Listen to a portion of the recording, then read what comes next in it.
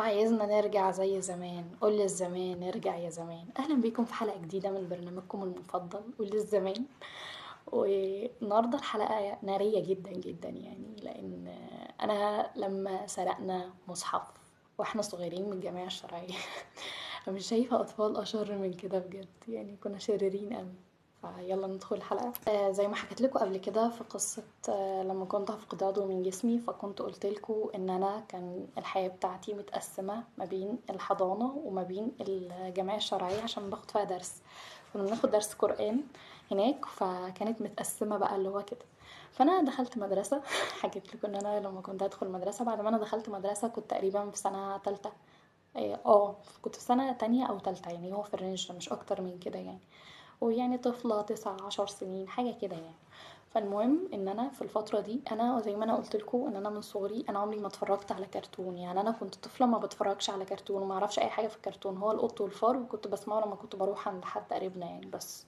لكن ان انا اقعد قدام كرتون واستمتع واتفرج وكده، لا، ما حصلتش خالص. انا من صغري وانا كنت باجي من المدرسة افتح التلفزيون واتفرج على افلام او مسلسلات. قصة الامس، اللي هو لن اعيش في جلباب ابي، الحاجات دي كلها كنت باجي اتفرج عليها. فانا متأثرة جدا بالتلفزيون، وكنت دايما بحب المسلسلات وبحب الدراما وبحب السينما، يمكن ده متواصل معايا يعني لحد دلوقتي. فكنا بنحب نتفرج على الافلام والحاجات دي كلها. فانا كنت بطلع من المدرسة في اولى وتانية وشويه في تالتة كده، بعدها بدات ان انا اخد دروس بقى اللي هو ماث وانجليش والحاجات دي. لا، انا قبلها بقى ما كنتش باخد دروس اصلا، كنت باجي من المدرسه بروح درس قران خلاص، يعني بتبقى كده اتعشت يعني. باجي الظهر بروح بتغدى بناخد قيلوله. ماما كانت معودانا دايما ان احنا ما نلعبش في الشارع بالنهار، يعني في الوقت اللي هو بتاع الظهر ده بقى اللي هو حر وبتاع الناس اللي ما تربوش. هو سايبين عيالهم يلعبوا كده، فاحنا ناس متربيه يعني هناخد قيلوله. فكنا بناخد القيلولة بتاعتنا وبعدين نروح العصر درس بنروح مش عارفة صوتي ماله. بنروح درس القرآن كده. وكنا بنروح درس القرآن، كان دي عبارة عن جمعية شرعية متكونة من دورين، دور تحت ودور فوق. وكانت مليانة مصاحف بقى بحكم انها جمعية شرعية والحاجات دي، وكان فيها مدرسين. بس انا لن اتذكر الا مدرس، يعني انا هقول اسمه من كتر ما انا كنت بحبه جدا. اسمه الاستاذ محمد عبد الرازق.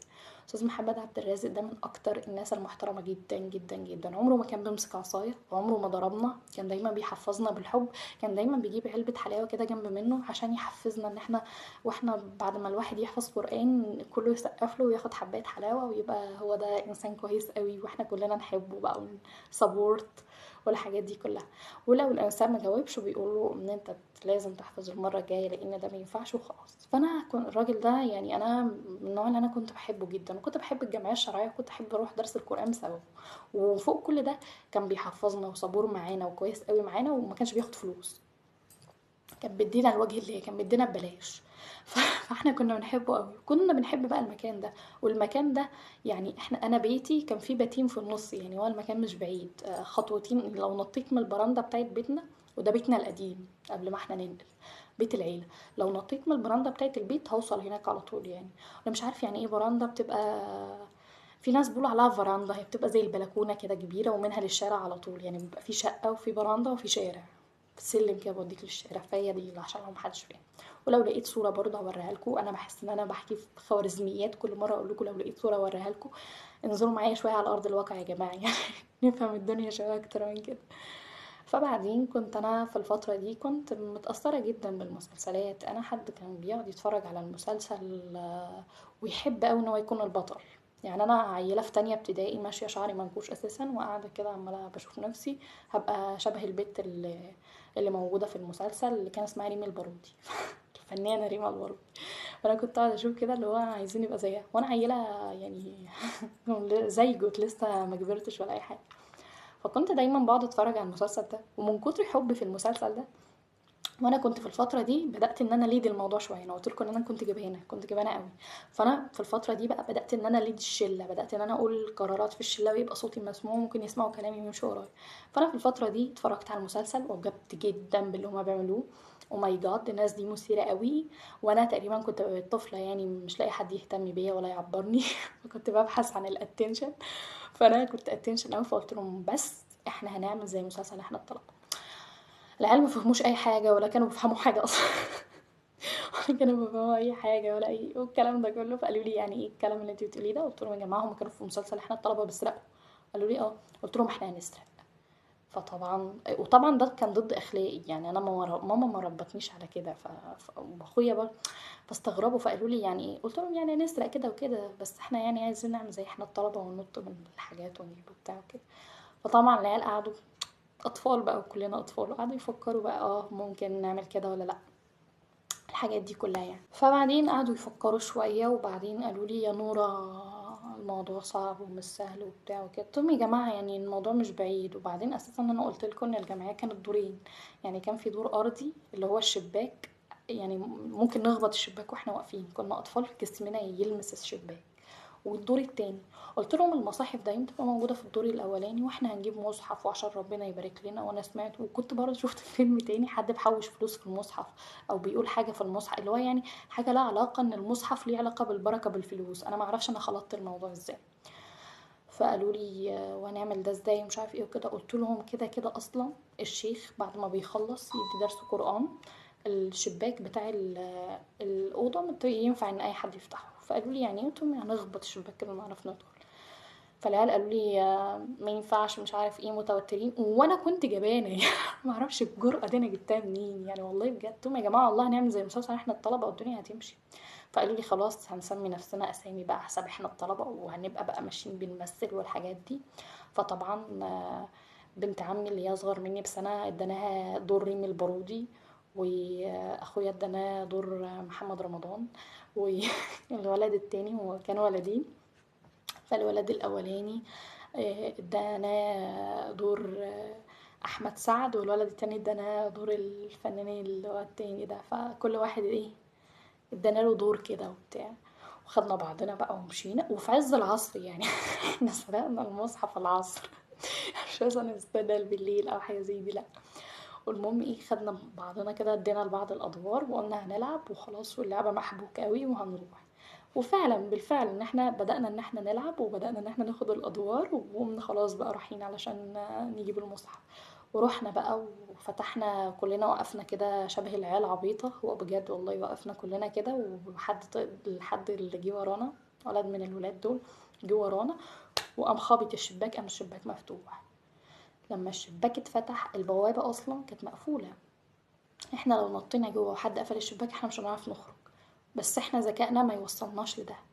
لما الشباك اتفتح كلنا قعدنا نبص حوالينا شبه الحرامية، احنا اوريدي كنا حرامية، فقعدنا نبص حوالينا كده. والولدين انا هسميهم اسامي علشان نبقى عارفين.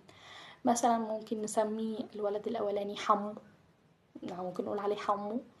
والولد التاني ممكن نقول عليه زيكو، يعني هو في اسم يعني هو جاي من اسمه. فالمهم قام الولد زيكو قام جاي قايل لي على فكرة احنا كده هنتكشف واحنا كده مش عارف ايه وبتاع. فحمو قال له ده الباب اتفتح مش عارفة يعني ايه اللي الباب اتفتح. فطبعا اخويا بقى خاف وقال انا مش جاي معاكم ومش عارف ايه وكده. وبنت عمي قالت اخصى على الرجالة مش عارف ايه، عارفين شغل اللقم الفلاحين ده. وفجأة قمنا احنا كلنا واخدين الريسك، خلاص احنا خدنا الريسك كلنا نطينا جوه. طبعا نطينا جوه، المكان كله كان متطرب، وسخنا هدومنا واحنا نطينا على الارض. يعني هو كان لما بيجي المدرس الشيخ اللي كان بيدي درس قرآن كان بيفرش قياس، فهو القياس كان متشال فكان في تحته رماد كتير قوي. فكلنا اتطربنا وقمنا قافلين الشباك وفاتحين النور، ولقينا نفسنا جسمنا كله متطرب ومش عارف ايه والحاجات دي. فدخلنا بقى قعدنا ندور ما لقناش حاجه، يعني هو إيه اللي ممكن يتسرق من جمعيه شرعيه؟ بجد ما لقناش حاجه. لقينا شويه كراريس على شويه اقلام على شويه كتب على مصاحف على مش عارف ايه. واحنا الهدف بتاعنا من الاول احنا كناش محددين حاجه، احنا عايزين نسرق وخلاص، يعني احنا عايزين نعمل زي احنا الطلبه. وانا صاحبه الفكره، يعني انا الحد الشرير في الحكايه دي، انا السيئه في روايه حمو وزيكو وبنت عمي واخويا، انا سيئه في حكاياتهم كلهم. هم نطينا ودخلنا كده قعدنا ندور، فهم قالوا لي ايه القرف ده يعني بالمناسبة هم كلهم ما كملوش تعليم يعني عامة، ما عدا اخويا يعني. قلت لهم يعني ايه كده ما كملوش تعليم كلهم مش معاهم حاجة اصلا، فهم كان بالنسبة لهم الكتب والحاجات دي عبيطة اصلا، كانوا مش بيعرفوا يقراوا ولا يكتبوا. فانا قلت لهم يعني ايه يا جماعة وبتاع، قالوا لي يعني يلا نطلع وبسرعة وكده. فساعتها بقى انا دخلت واتبسطت قوي ان انا دخلت والبوابه مقفوله ومش عارفه ليه. وساعتها دخلت كده، عديت من تحت السلم، وانا كنت دايما بعد ما اخلص الدرس كان كل الناس بتروح انا اروح اقعد تحت السلم. اقعد تحت السلم ليه؟ لان انا من صغري وانا عندي خيالات كتير قوي، فانا كنت بقعد تحت السلم واتخيل بجد كنت التخيلات العبيطه اللي كانت عندي، واتخيل ان السلم، السور بتاع السلم ده، في حد يقدر يدخله من ثقب صغير كده، ويقدر ان هو يدخل جوه ويبقى عنده بيت جوه. فانا كنت كل مره بقعد كده عند السلم اقعد اتفرج عليه، فتخيل ان في حد بيدخل من هنا وعنده عيشه وعنده زوج وعنده ولاد وعنده كل الحاجات اللي جوه دي، وبيدخلوا يتبسطوا جدا جوه ويقعدوا ياكلوا ويشربوا. كنت دايما بتخيل الحاجات دي لدرجه ان انا فاكره التخيلات العبيطه دي لحد دلوقتي يعني. وكنت بتخيل كده دايما ان هما بيقعدوا فعلا ويعملوا كده. فقعدت ان انا اتخيل، فطبعا العيال نطوا من على السور ويلا يا نوران ومش عارف ايه كده. فطبعا اللي نط من على السور كان زيكو وكان اخويا. فساعتها بقى ايه، حمو قال لي لا لازم تاخدي حاجه وبتاع، واحنا هنبقى جينا كده على الفاضي وبتاع. فببص لقيت مصحف. المصحف ده كان مصحف، انتوا عارفين المصاحف اللي بتبقى قد كده، مصحف صغير قوي، وهتلاقوه اللي هو بسوستة. يعني هو كان مصحف اسود صغير. لو لقيت له صور برضو هبقى اسرش كده على جوجل او بنترست او اي حاجه، ولقيت له صور هحطها لكم يعني. هو كان بيبقى مصحف صغير قوي، والمصحف ده بسوستة، وبيبقى قد كده اصلا. واحنا كان عندنا مصاحف كتير، وكان جاي لنا مصاحف من السعوديه لان بابا كان بيسافر اصلا، وكان في مصاحف في الجمعيه بيسلموها لنا والحاجات دي كلها. بس انا مش عارفه، انا خدت المصحف ده وقمت ايه حطاه ما بين القميص والبنطلون كده، وقمنا نطين من على السور وقافلين الباب وخلاص. وكده احنا الاشباح جدا اللي مثلنا مسلسل احنا الطلبه.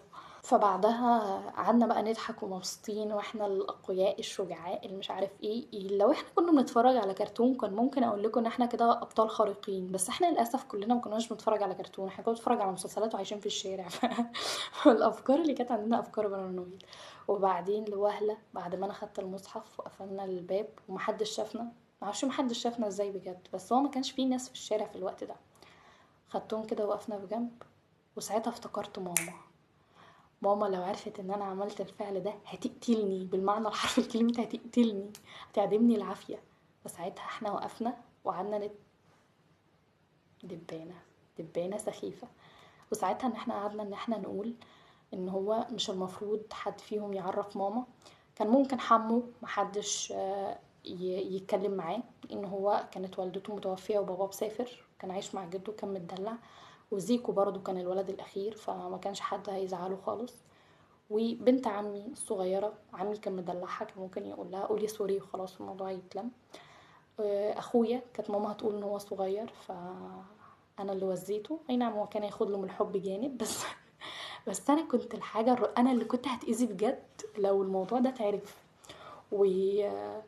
وانا حكيت لماما لما كبرت بقى، يعني خلاص دخلت جامعه كده وكنت ناويه ان انا اتخرج بقى خلاص يعني في السنه الاخيره، فقلت راح قايله لماما يعني الكلام من كام شهر كده، قمت قايله لها بعد وقت طويل. فانا خفت، فقلت لهم توعدوني امانه عليكم ان انتوا توعدوني ان محدش يقول لماما، ولو اتخاصمنا ولا عملنا مش عارف ايه. قالوا لي بس ما تقلقيش ومحدش هيقولها، وفعلا هم كانوا على قد الكلام محدش قالها. وخدت المصحف. والغريبه ان محدش في البيت استغرب المصحف الجديد اللي انا جايباه ده، جايباه منين اصلا. فانا خدت المصحف ورجعت بيه البيت ومبسوطه بيه قوي. والغريبه ان انا عمري ما قرات فيه اصلا المصحف ده انا عمري ما قرات فيه ولا اعرف اي حاجه فيه، وكان خط صغير اصلا وبتاع. وانا كنت لما خدته لهدف واحد، ان انا عايزه مصحف احط فيه اللي هو ايه فلوس يعني. فكانت الفكره في دماغي، ولما نطينا ما كنتش ناويه اسرق، وبعدين لما سرقنا المصحف وكده وخلاص.